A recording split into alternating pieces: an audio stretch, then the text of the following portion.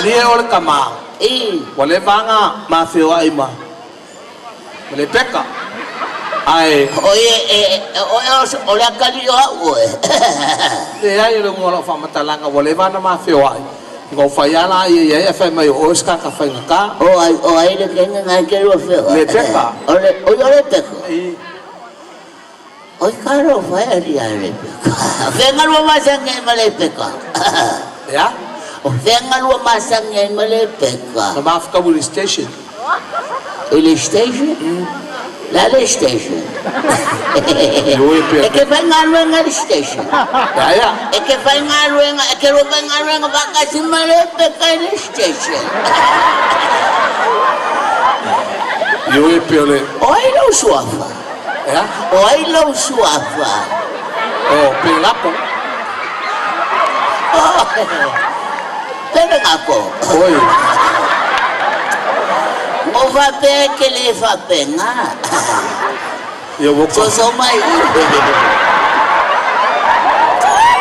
Yo wo uia wala mana ya. Yo ole okay lo. Ole wa uia lo. La mama sa di foi pessoa ka kulo. O fai pese o kakolo. Yo ai. Ngal mo pese mo o ai ke male pe. Ya. Claro, vai essa fa fogo fo. Apel ngako. E Maria lo finga lo le wo uia wala fa Cristiano. Fa Cristiano. Ka wa ku ya ke o ka mama. O ai le peka le ke alia. E kolmo ngako le peka. O le peka makua o lo ko lua. A ole le peka longa lua. E a onga uka i le universite.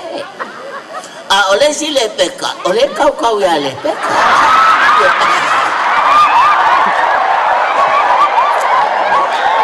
Oe mana marama i lau wha makalanga le paya. E kolu au le peka. E Maria o ka mao. E leo au se malie. E leo au se malie.